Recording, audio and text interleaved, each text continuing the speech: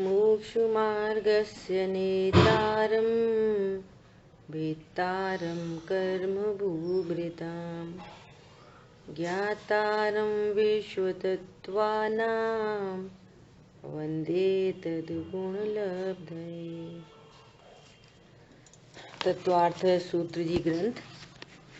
और इस ग्रंथ के अंतर्गत अपन पहले अध्याय की समाप्ति के बाद अपनी पहले परिशिष्ट पे चर्चा चल रही है, जिसमें 10वें पॉइंट पे अपन चर्चा कर रहे हैं। यहाँ पूछा कि व्यवहार सम्यक दर्शन की व्याख्या। व्यवहार सम्यक दर्शन किसे कहते हैं? अपनी कई दिनों से बात लगातार चल रही है कि जहाँ सम्यक दर्शन की बात चले कि व्यवहार सम्यक दर्शन, तो वहाँ व्यवहार सम्यक ज्ञान, व्यवहार सम्यक चारित्र, इन सबको गर्भित समझना चाहिए। तो व्यवहार सम्यक दर्शन अर्थात आत्मश्रद्धान का हेतु कौन है? निश्चय सम्यक दर्शन तो है मैं आत्मा हूँ ऐसा श्रद्धान। अब ये श्रद्धान कैसे उदित होता है? तो स्यादवाद शैली में दो बातें कही जा रही हैं कि छह द्रव्य सात तत्व का विश्वास, उससे भी पहले कहो देवशास्त्र गुरु का विश्वास, छह द्रव्य सात तत्व का विश्वास और स्व पर का विश्वास, और फिर आत्मश्रद्धान। तो ये पूरी प्रोसेस आत्मश्रद्धान में निमित्त बन रही है। तो पूर्वचर व्यवहार से ऐसा कहा जाता है कि इन बातों का श्रद्धान व्यवहार सम्यक दर्शन है, क्योंकि निश्चय सम्यक दर्शन से पूर्व ये इन बातों का श्रद्धान होना ही चाहिए। फिर इससे आगे बढ़ते हुए कहा कि जब तक विकल्पात्मक श्रद्धान है तब तक आत्मश्रद्धान नहीं होता। विकल्पात्मक श्रद्धान के अभाव पूर्वक निर्विकल्प आत्मश्रद्धान जो होता है, ये वास्तव में सम्यक दर्शन है। ठीक है। व्यवहार सम्यक दर्शन किसे कहना? जो आत्मश्रद्धान तो नहीं, लेकिन आत्मश्रद्धान में निमित्त बने। क्या बोला? अर्चना आवाज नहीं आ रही है। अच्छा, आप फिर से ज्वाइन करिए। आवाज अच्छी आ रही है, आपको रीज्वाइन करना पड़ेगा। हाँ, ठीक है, क्लियर हो गई बात। अब देखो व्यवहाराभास।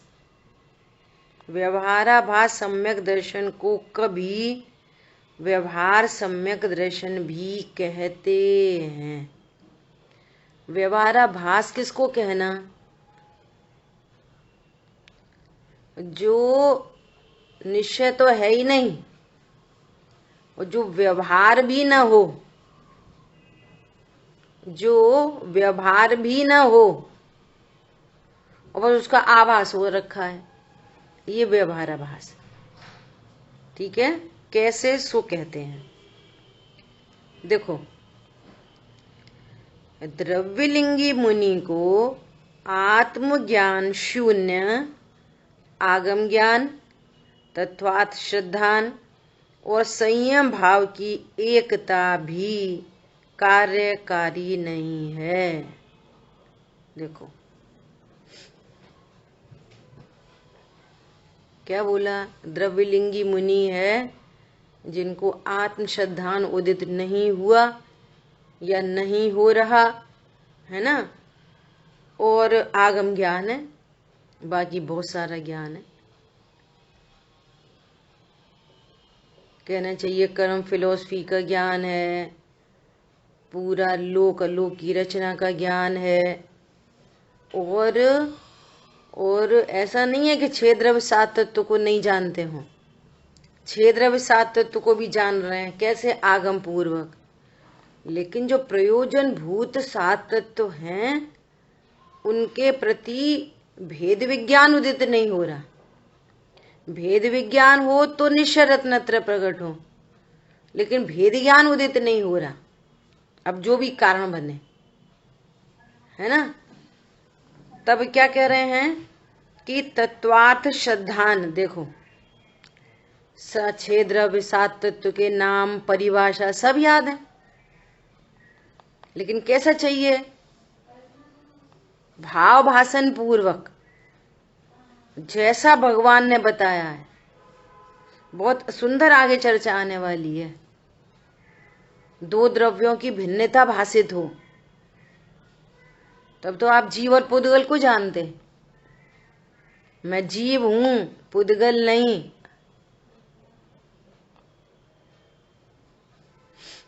इनका मैसेज आ रहा है कि आवाज नहीं आ रही है। पॉइंट समझ में आया? दो द्रव्यों की भिन्नता, पर द्रव्य सुख दुख का हेतु नहीं होता, मतलब नहीं होता। आश्रय बंध को आचार्य भगवान ने दुख रूप कहा, मतलब दुख रूप भाषित हो। समझ आ रही बात?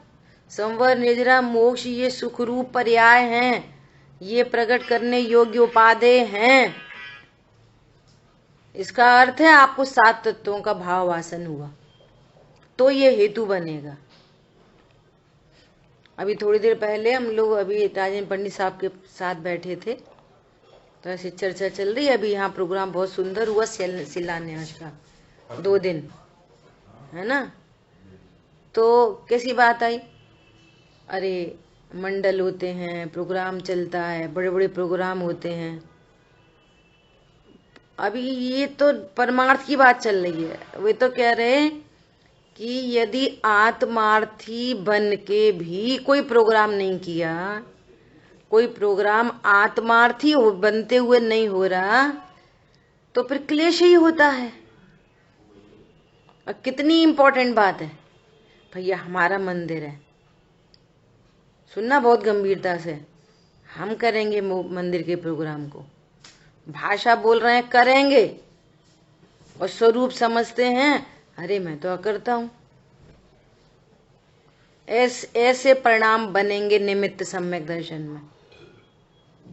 अरे समझ में आ रही है? भाषा कैसी है? हमारा मंदिर, अरे हम देखेंगे सब, शुद्ध भोजन की व्यवस्था हम देखेंगे, प्रोग्राम की व्यवस्था हम देखेंगे, प्रोग्राम हम कराएंगे, हम करेंगे। भाषा ये है। और आत्मार्थी कौन है? वो आत्मार्थी है जो अपने को अकर्ता जानता है। अच्छा, किसी अपन ने कोई प्रपोजल रखा और सामने वाला कह रहा नहीं ऐसा नहीं होने देंगे, ऐसे ही करेंगे प्रोग्राम, ये वाला काम ऐसे ही होगा, ये वाली बात ऐसे ही होगी, और उसकी बात मान ली जाए, सामने वाले को क्या लगता? अपनी अपनी चलाते। और आत्मार्थी क्या विचार करता है? ऐसे ही परिणमन होना था, ये आत्मार्थी का विचार है, ऐसा ही होना था। अरे इनके पुण्य का उदय है इसलिए चल रही है, वो चला नहीं रहे। क्या कहा? वो चला नहीं रहे, जब देखो अपनी चलाते हैं, कोई की सुनते ही नहीं है। ये आत्मार्थी के लक्षण नहीं है। अब बोलते रहो भले ही हम मुमुक्षु हैं। अनंत क्लेश है, काय के मुमुक्षु है? अनंत क्लेश है और मुमुक्षु है नहीं। अरे ये चला नहीं रहे, इनका पुण्य का उदय सो चल रही है, एक बात। दूसरी बात, ऐसे ही होने की योग्यता है, सर्वज्ञ भगवान ने अनंत काल पहले देख रखा था। कौन अपनी चला के काम कर रहा है? बोलो। ये है आत्मार्थी के लक्षण, ये है उसका व्यवहार, योग्य व्यवहार, सुंदर व्यवहार, जो प्रसन्न रहता है। 6 द्रव्य, 7 तत्व, देवशाय गुरु, अपने अकर्तृत्व, शुभ अशुभ भाव दोनों बंध रूप हैं, संवर निजरा मोक्ष रूप है। जो इस पूरे स्वरूप को जानता है वो प्रसन्न रहता है। कदाचित कोई कसाय का उदय आए तो आ जाए, फॉर टाइम बिंग बात हो गई, उसका स्वामी नहीं कहलाता अपने आप को। अरे मैं तो ज्ञायक हूं, परिपूर्ण हूं, इतनी बढ़िया बात बोल रहे कि बोलो मंदिर में सब लोग प्रोग्राम करने में बिजी हैं, सब लोग कर रहे हैं, कोई अपनी बात कह रहा है। अरे 100 लोगों की बातों में कभी एक रूपता हो सकती है? सबके परिणाम न्यारे हैं, एक बात। नंबर दूसरी बात, हर व्यक्ति अपने अनुसार अच्छा ही करना चाह रहा है ना, होता वो है जैसी योग्यता होती है। अब एक के अनुसार काम होगा, 99 के अनुसार नहीं हुआ, लेकिन जो आत्मार्थी है उन 99 में भी वो उसकी बात नहीं मानी जाने पर भी प्रसन्न है, वो है आत्मार्थी। इसका पूरा व्यवहार निश्चय में हेतु बनेगा। बात मानी नहीं जा रही तो भी प्रसन्न है, बोले ये है व्यवहार। और नहीं तो क्या है, द्रव्यलिंग हो जाए और व्यवहारा भास है, ये रत्नत्र रूप परिणमित नहीं होता कभी भी। भैया मत होने दो, हमें क्या, हमें तो अपनी चलानी है, हमें कौन रत्नत्र चाहिए, बोलो, हमें हमारी तो बात माननी चाहिए, हमें तो अपनी चलानी है। इतनी बढ़िया बात बोले, मंदिर बना रहे हैं और अपन क्लेश करके नरक चले जाएं, तो मंदिर काय में हेतु बना, चलाने में। मंदिर काय में हेतु बनेगा, अपनी बात चलाने में कि सहज स्वीकृति में और अपना कल्याण साध लेने में। मेरा कल्याण हो गया, मंदिर का बनना सफल हो गया, और मैं नरक निगोद में चला गया तो फिर मंदिर क्या करेगा, बोलो। अरे वो तो हमने करा, वो तो हम पास में आ गए तो हमने इतनी हेल्प करी, अरे भैया हमने कुछ नहीं करा, हमने कुछ नहीं करा, हम तो करता गया है। ये है लक्षण आत्मार्थी के, ये है मुमुक्षु। क्यों? तुम्हें देवशास्त्र गुरु का श्रद्धान नहीं है, सर्वज्ञता का श्रद्धान नहीं है। जो भी काम अच्छा हुआ, और देखो जैन शासन कैसा है, ये अच्छे काम के लिए अकर्ता नहीं बताता कि तुमने नेकी कर दरिया में डाल। ये जैन शासन नहीं है नेकी कर और दरिया में डाल। जैन शासन तो ऐसा है कि कदाचित कोई गलत भी हो जाए तो भी दरिया में डाल, ऐसा जैन शासन है। गलती हो गई तो भी जैन शासन कहता है होने योग्य कार्य हुआ है, ये भी होने योग्य है। अच्छा हो गया, ये भी होने योग्य है। और गलती और सही तो ये हमारी कल्पना है इष्टनिष्ठ की। जो होता है वह होने दो, होनी को स्वीकार करो। सब जगह यही बात लागू पड़ती है। वो जो जितनी जल्दी स्वीकार कर लेगा वो उतनी जल्दी प्रसन्न रहेगा, स्वस्थ रहेगा, आनंद में रहेगा, कर्मों की निर्जरा होगी, संसार समुद्र चुल्लू भर रह जाएगा और आनंद को प्राप्त होगा, रत्नत्र प्रकट करके भगवान बन जाएगा। इतनी सी बात है बस। चॉइस करो अपने आप के, अपने लक्ष्य बनाओ कि हमें क्या पसंद है, संसार की मोक्ष, क्या पसंद है बोलो। अपनी चलानी है कि अपने को अकर्ता गायक देखना है, अपनी चलानी है या आनंद करना है, बोलो क्या करना है, बोलो निताशा जैन। आनंद करना। अब हम कर लेंगे, अब अभी तो हमारी उम्र छोटी है, अभी हमें इतनी वो नहीं हुई है। अरे छोटा बड़ा तो देह से देख रहे। 11 साल की उम्र में कुंद आचार्य देव मुनि बन गए। टोडरमल जी अभी अभी की बात है अपने सामने की, बोलो। टोडरमल जी कितनी उम्र के थे? 35-40 साल। बोलो कितने बड़े थे, कितने बड़े थे टोडरमल जी। कैसी गजब गजब के ग्रंथ, कैसी गजब गजब की टीकाएं, इतनी छोटी उम्र में। पंडितों के पंडित, आचार्य कल्प टोडरमल जी। छोटे बड़े का कोई मैटर ही नहीं है। जैन शासन में ये कहा जा रहा है कि सबसे देर में पात्रता बनती है मनुष्य की सम्यक दर्शन प्रकट करने के लिए। मालूम है, नरक में अंतर मुहूर्त, 3 अंतर मुहूर्त, सिर्फ 3 अंतर मुहूर्त बीतते से ही सम्यक्त का अधिकारी हो जाता है वो। अंतर मुहूर्त के बाद सम्यक दर्शन, देवगति में अंतर मुहूर्त के बाद सम्यक दर्शन, और त्रियंच गति के संगी पंचेंद्रीय जीवों में कोई 3 महीने में, कोई 9 महीने में, कोई 3 साल में, कोई 7 साल में, जिसका जैसा जैसा आयु पीरियड है। मनुष्यों में ही सबसे लेट कार्यक्रम है, 8 साल का बालक होना चाहिए, 8 साल ये। और 8 साल की उम्र पे अकेला सम्यक दर्शन नहीं, 8 साल कुछ अंतर मुहूर्त में अरहंत हो जाए, अरहंत। जैन शासन में भी धवला जी में ये बात आई कि यदि किसी मनुष्य की आयु 8 साल कुछ अंतर मुहूर्त है तो वो आयु छोटी आयु नहीं कहलाती, वो पूरी आयु है। हाँ, 8 साल से कम है तो छोटी आयु है, और 8 साल हो गए तो अब ये पूरी आयु है, क्योंकि 8 साल और कुछ अंतर मुहूर्त में अरहंत बनने की पात्रता डेवलप हो जाती है, ऐसा जिनागम कहता है। विचार करो हम तुम किस पड़ाव पे खड़े हैं, बोलो। उदाहरण है जिनागम में 8 साल के अरहंत भगवान।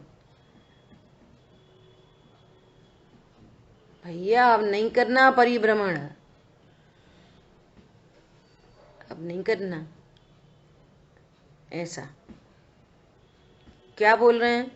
संयम भाव की एकता भी दिख रही है, बोलो। द्रव्यलिंगी मुनि को संयम भाव भी दिखाई दे रहा है बाहर से, लेकिन अंतरंग में देखो तो मिथ्या चारित्र है।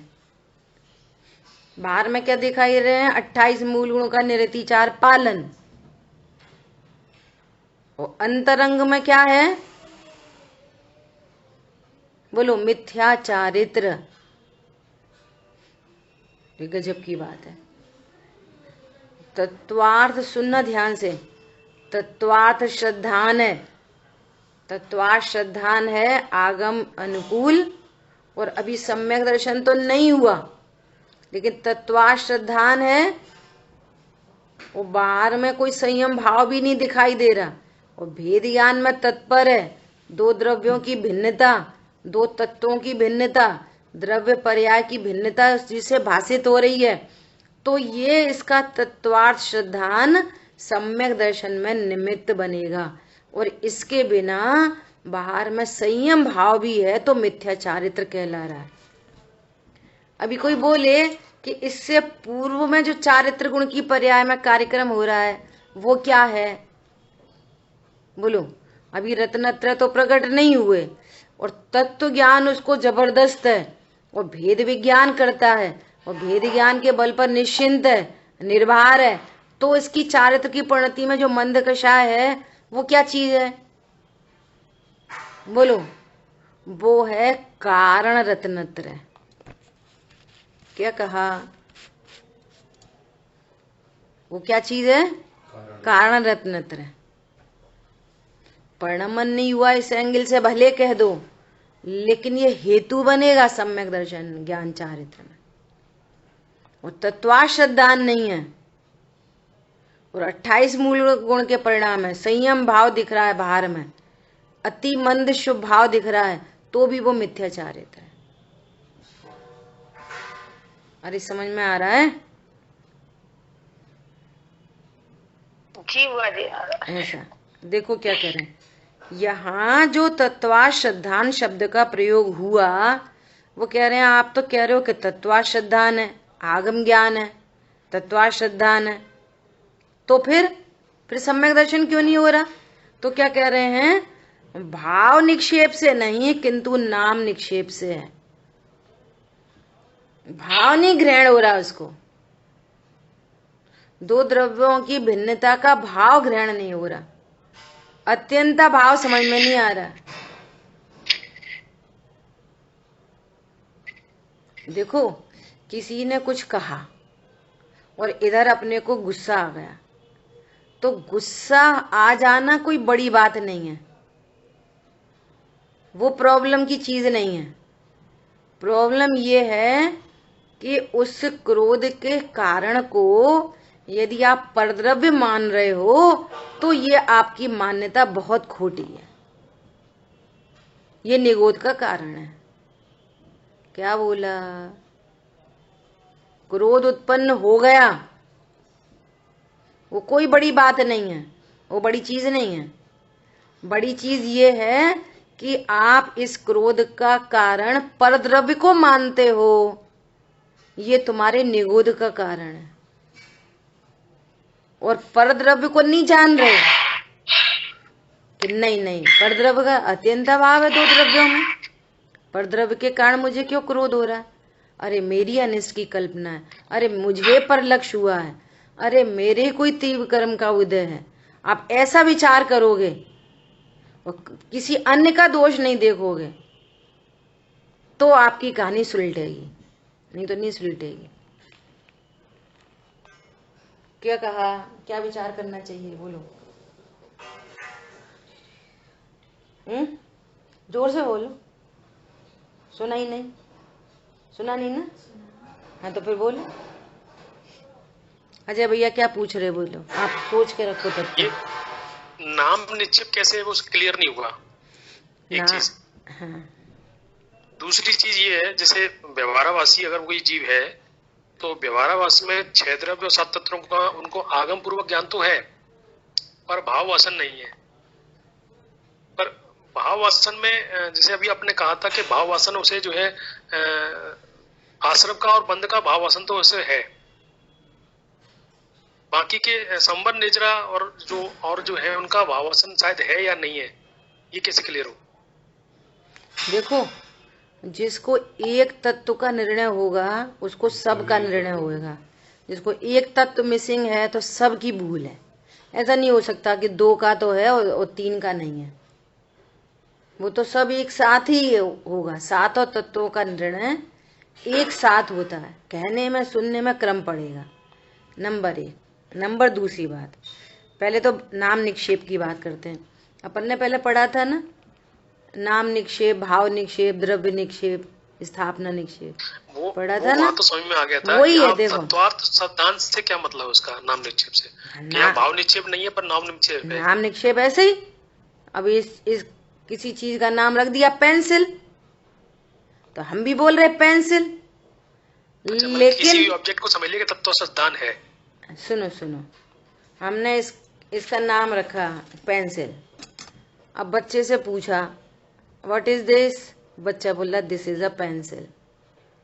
लेकिन उसको ये कुछ पता ही नहीं है ये पेंसिल के लिखने के काम आती है, इसका क्या स्वरूप है, स्वरूप नहीं पता। पॉइंट समझ में आया?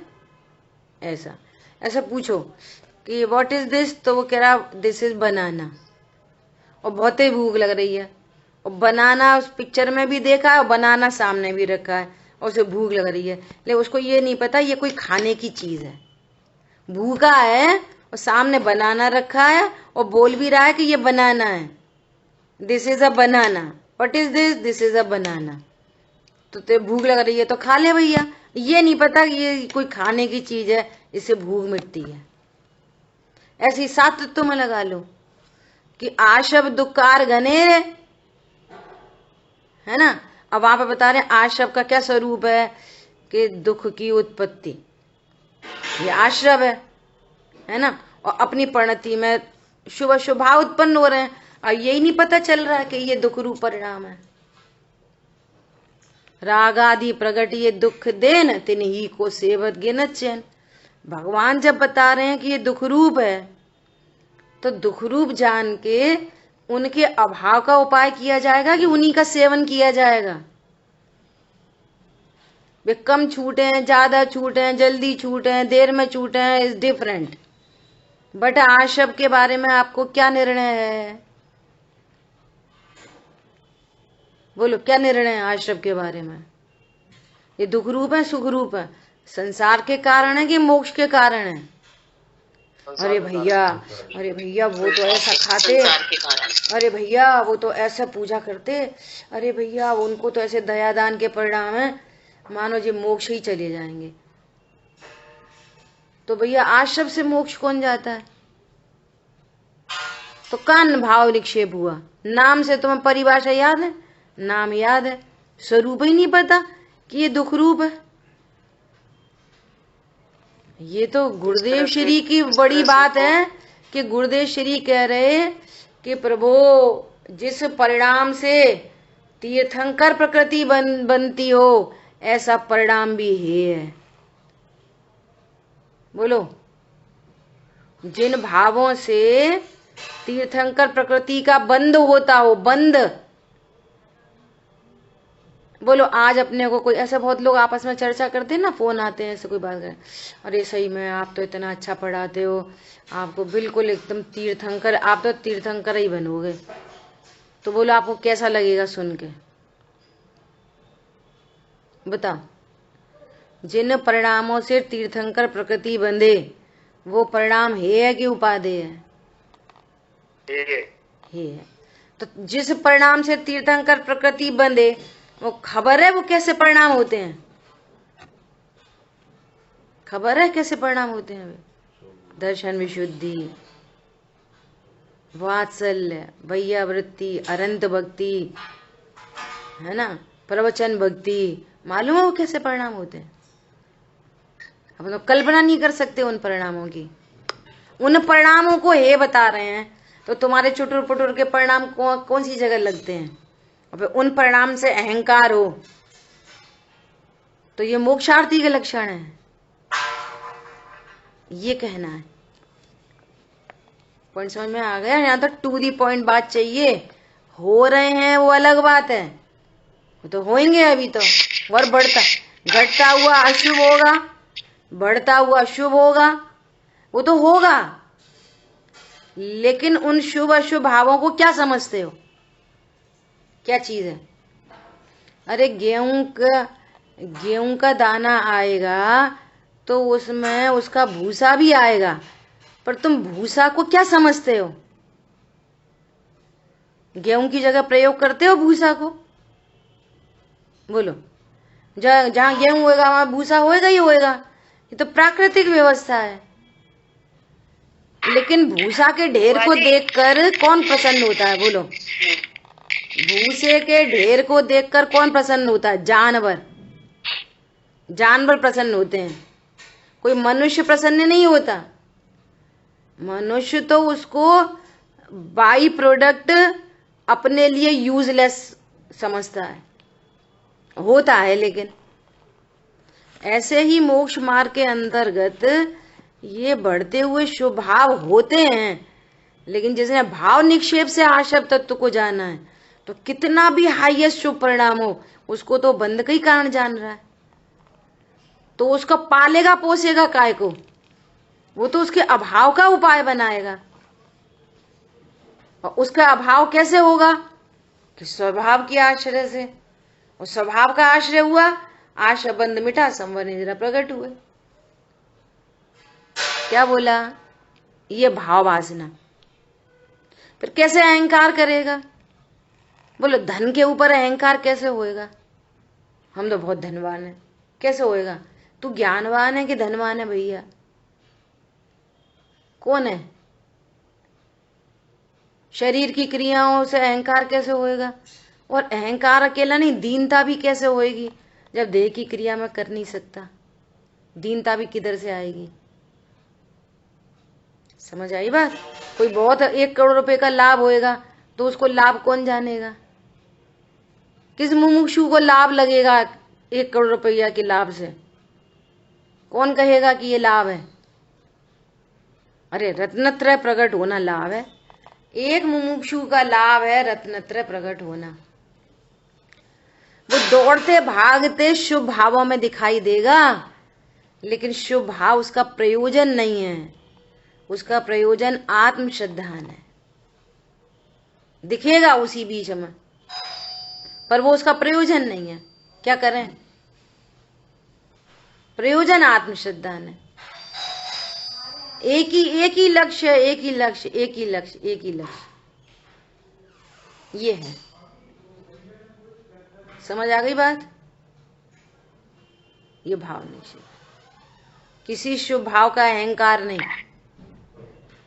किसी अन्य अशुभ भाव भी उत्पन्न हो जाए तो उसकी दीनता नहीं, दीनता नहीं होती। व्यग्र न हो, क्षुब्ध न हो, चिदानंद रस सहज पियो, ये है जिन शासन। यहाँ व्यग्रता के लिए भी स्थान नहीं है और क्षुब्धता के लिए भी स्थान नहीं है, ऐसा है जिन शासन। और कर्ता बुद्धि में ये दोनों चीजें छूट नहीं सकती। कर्तृत्व में हमने करा, हे भगवान हमसे ही गलती हो गई, क्यों हो गई, हम तो कर नहीं चाहते थे, और डिप्रेशन में चले गए। वो है भगवान अकर्ता क्या है। और जिसको अकर्तृत्व का बोध होता है, भाव निक्षेप से जो अकर्तृत्व को जानता है, तो सुमन जी ऐसा कहते, ब्लंडर मिस्टेक होने पर भी सहजता रहती है। ब्लंडर मिस्टेक देख लो, प्रथमान योग उठा के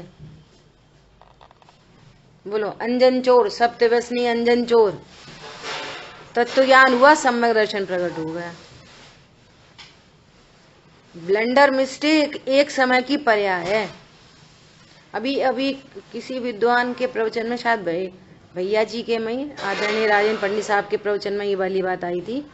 मैं वर्तमान योग की कहानियां भूल जाती हूँ, मुझे याद नहीं रहती किसकी बात कह रहे थे, राजा शेणिक की कह रहे थे या किसकी, नहीं किसी और की कह रहे थे कि वो किसी लड़की की शादी किसी राजा से हो रही थी और शादी के मंडप से लड़की का अपहरण कर लाया, है ना, और घोड़े पर चढ़ा और उस लड़की को उसने बोला कि तू मुझे स्वीकार कर, और लड़की ने मना करी कि नहीं मैं तुझे स्वीकार नहीं कर सकती, मेरा वर्ण जिसके साथ हो रहा था मैं उसको स्वीकार कर चुकी हूँ।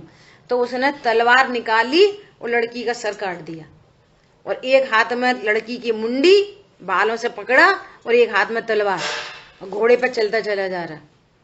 जंगल पड़ा रास्ते में, जंगल पड़ा एकदम शांत शांत जंगल। ऐसा शांत जंगल देखते से ही परिणाम बदल गए। देखो परिणामों की विचित्रता, परिणाम बदल गए और विचार आया कि ऐसा क्या है। तो मुनिराज बैठे, मुनिराज के पास गया, तलवार छूट गई, मुंडी छूट गई। मुनिराज को देखते से ऐसी योग्यता पकी, मुनिराज ने उपदेश दिया, अरे तुम भगवान हो। कल्पना कर सकते हो किसी को ऐसा देखा तलवार, कैसा है जिन शासन, एक हाथ में तलवार और एक हाथ में लड़की की मुंडी, और मुनिराज देख रहे हैं कि ये भगवान है, आत्मा है।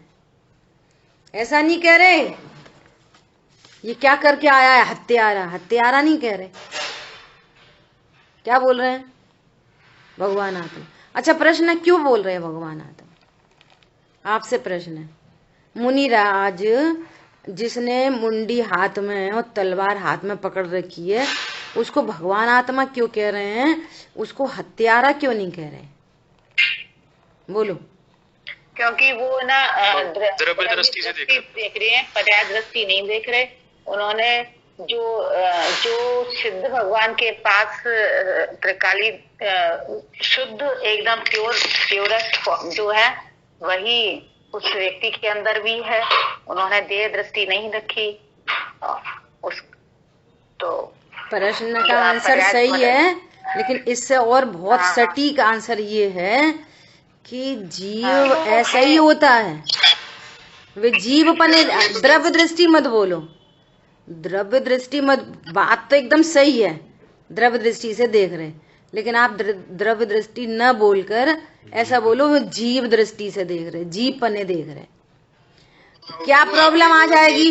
द्रव्य दृष्टि से तो भगवान आत्मा है और पर्याय दृष्टि से हत्यारा है। ये पॉसिबिलिटी हो सकती है समझ में। द्रव्य दृष्टि से तो भगवान है सभी और पर्याय दृष्टि से हत्यारा है। हत्यारा सिद्ध करो। अपन थोड़ी सी चर्चा हत्यारे पे सिद्ध करते कि वो हत्यारा है कि नहीं, ये सिद्धि करो। पर्याय में भी हत्यारा नहीं है, भाई साहब जीव को जीव से देख रहे। चीनी को समझो वहीं पर चीनी का दाना है, एक हाथ में मुंडी है, एक हाथ में तलवार है, और वहीं पर चीनी का दाना है। तो मुनिराज चीनी को देख के बोल रहे हैं ये तो मीठी है। तो चीनी को हत्यारा नहीं बोल सकते अपन, चीनी को पर्याय से हत्यारा नहीं बोल सकते। अरे पागल हो, चीनी भी कोई हत्यारा होती है?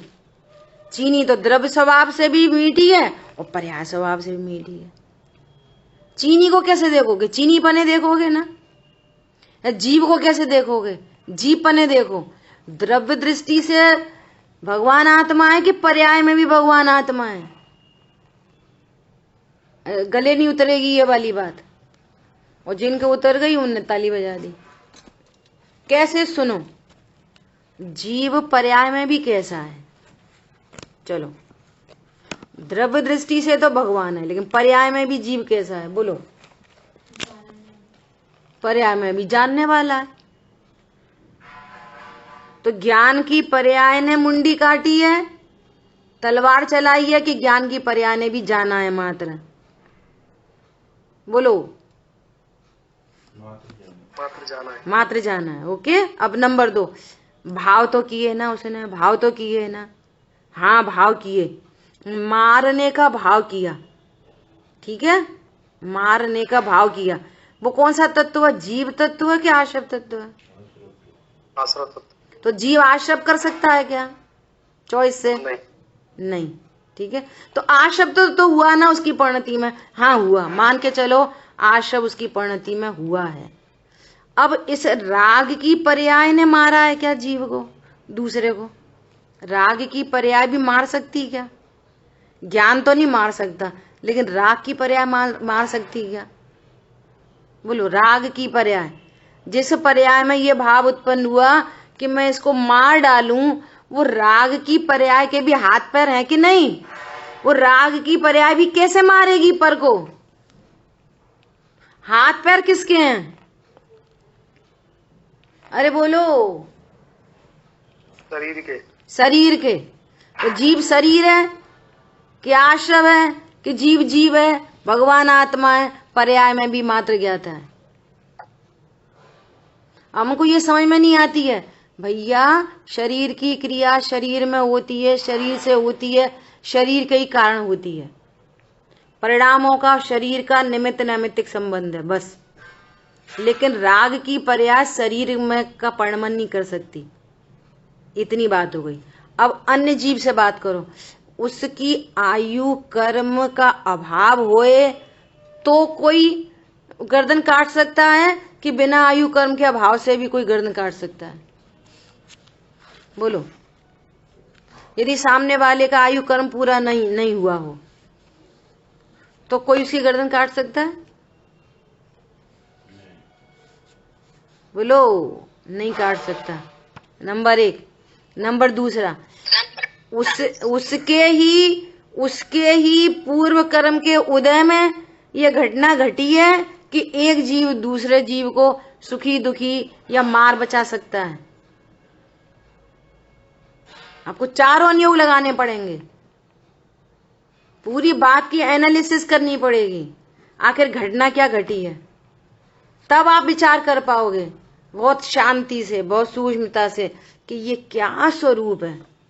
शिकंजी में नींबू भी है, शिकंजी में चीनी भी है, नमक भी है, पानी भी है, 4 चीजें हैं। अब चीनी को बोलोगे कि ये ठंडी ठंडी है, आप नमक को बोलोगे कि ये खट्टा खट्टा है। बोलो। अरे बोलो।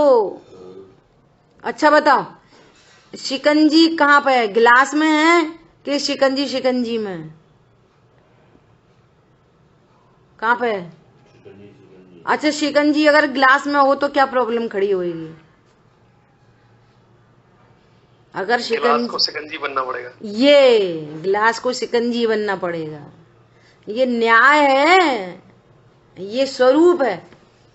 इसलिए वो मुनिराज ने उसको उपदेश दिया। इतनी भयंकर स्थिति, लोक में कह रहे हैं भयंकर स्थिति, लेकिन जैन शासन ये कहता है ये कोई भयंकर स्थिति नहीं है, ये स्थिति है बस।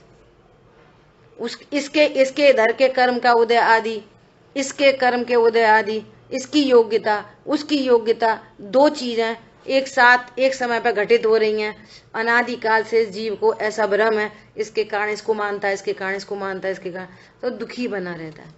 अब बोलो ऐसी कंडीशन में आचार्य भगवान मुनिराज उसको उपदेश दे रहे हैं और वो छूट गई तलवार और मुंडी और वो कृतकृत्य हो गया, आनंदित हो गया, स्वरूप समझ के और सम्यक दर्शन ले लिया।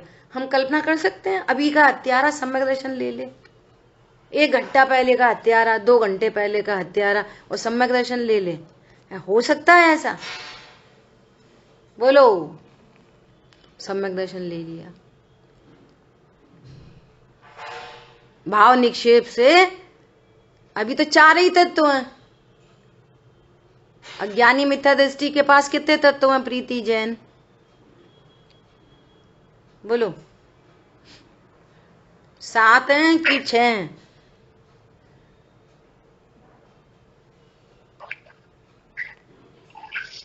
बोलो 6 हैं।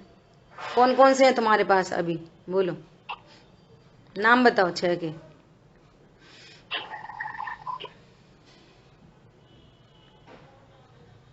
नाम बताइए। अज्ञानी मिथ्या दृष्टि जीव के पास कितने तत्व होते हैं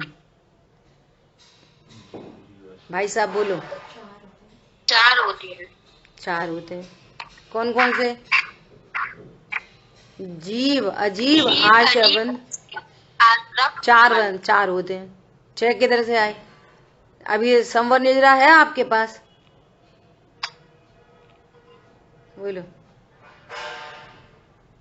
उसको भाव भाषण होती है। तो 6 हो जाएंगे। क्या हो जाएंगे? पुण्य पाप और जोड़ दे। वो तो आश्रम के ही भेद हैं। 6 पूरे करने हैं कि मति सही करनी है? 7 तत्व में 4 की बात हो रही है। 9 पदार्थ पूछे तो आप तब आप बोलो कि 6 पदार्थ हैं। देखो आंसर करेक्ट करना है कि मति करेक्ट करनी है?